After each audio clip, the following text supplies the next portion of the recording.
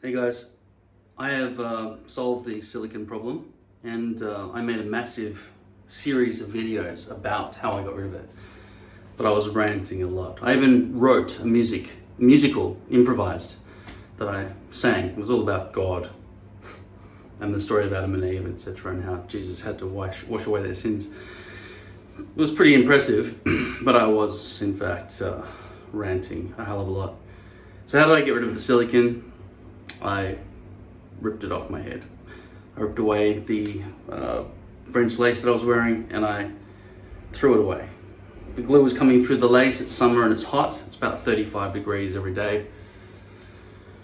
It's hot. 35 degrees Celsius equals fucking 20, 70, 25 is 80, 30 is 90, 35 is about 100 degrees Fahrenheit. So the glue melts, comes through, that's without even wearing a hat, through lace, okay? And I do want to occasionally wear a hat, and I want to occasionally wear a motorcycle helmet, so I want those options. Poly is really the only answer for that. The join at the perimeter with lace is the best. Poly is not very good in terms of connecting that to that, right? Lace is more like that when it connects at the perimeter, but at the skin at the front, the poly wins, right? This is poly now. I've replaced it with an arse end piece of I just glued it at the front, boom, slap it down. No tape marking method, no tan marking method, no method at all. Just fucking glue and then push down, that's it, okay? So my next quest now is to give myself a haircut, but what I really want to do is just fucking put a guard on this that's the applicable length and just shave off any excess, right? But that's what I want to do.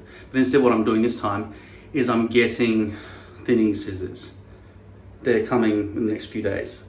And I'm gonna try just to take a handful of hair like that and thin that out and then go along with this bit here and thin that out. I've never used them before. There is a risk that not enough hair will come off and I'll be encouraged to just, and it'll just cut through every hair. I think the thing with thinning scissors is like scissors, but this side has a grill, so it only cuts every third hair or something like that. But obviously if you just keep going over it with the thinning scissors, it'll end up being like scissors, you just cut it all. So you gotta be careful just to do it once. Think I didn't feel much hair coming out, only 3 hairs came out. But then just forget about it, move on to the next section. And so hopefully I'll be able to keep this length, but remove all the buff. That won't affect all of you. Some of you have thin enough hair. I've got thick hair where I'm not balding. And so I can just basically thin that out, I hope. I don't know the exact method to use, but I'll figure it out. And the worst case scenario, it'll end up being the same as if I'd cut it. So I can't really fully lose. It's just I don't want to look like a mushroom with a big buffy bit at the back. And I really think that shaving it means that I've got to cut all this really short. And I don't want to have to do that. Hopefully this will solve the whole problem about these big side bits sticking out all the time.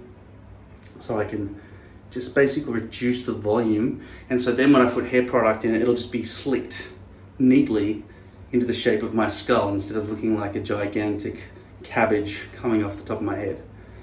Because when the hair follows the contours of your actual skull, the hairstyle looks better. So this is poly again that I'm wearing. I really encourage anyone who has a forehead and they want to make the forehead sort of blend better into the hairpiece, that you do use poly and not lace, especially at the front hairline.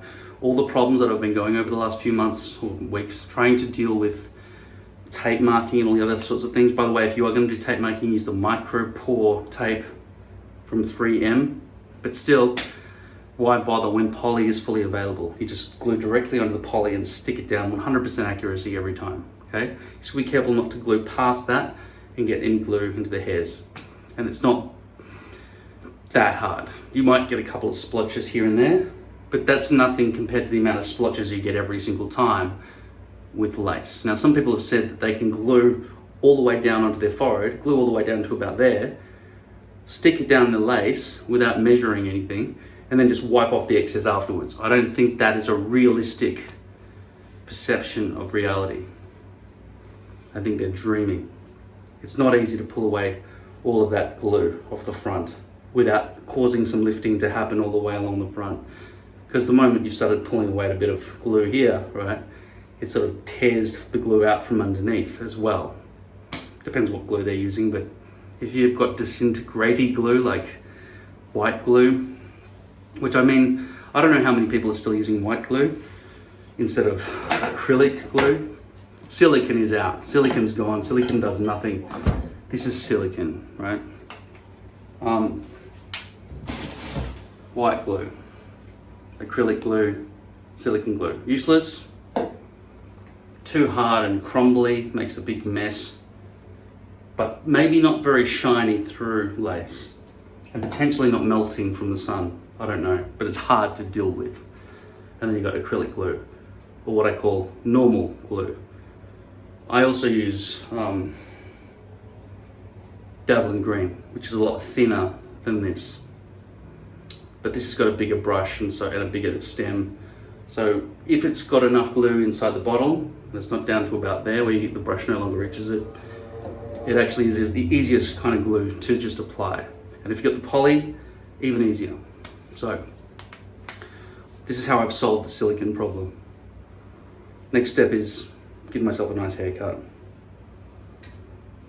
Like even right now, I could have a shower and then put some product in the hair and then dry it, and it would look better than this. But I really don't want to have to deal with having a shower and everything for this video. So this is it. That's all you're getting. Silicone, I guess this is the conclusion. Don't use it. It doesn't work as a primer. It doesn't work as a glue. It's hugely lumpy.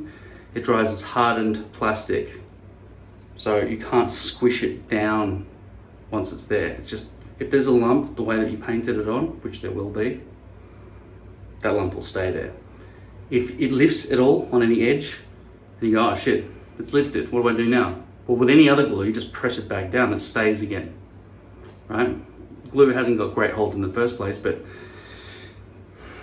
if you try to stick this back down, it'll just be like sticking a piece down onto hardened plastic with no stick. So there isn't any stick. There's only stick during the first few minutes, and then the stick is completely gone. Even spraying alcohol on and trying to stick it back down does nothing. There's no hope for this glue. If you find a way to make this glue work for you, please write it in the comments. This glue is the only type of glue that I have any confidence with. Even though I say I give it 2 out of 10 or something like that, or a very low score. This, I'd give maybe 1 out of 10. Okay, so we're still waiting for good glue to exist. If you're in America, apparently Dermabond, you get a tiny little vial about that big for about $18. Here in Australia, it costs about $110 for that little vial because it's not really available here, and you've got to ship it from America, and America has terrible pricing on international freight or just parcels. All right, that's it. Thanks.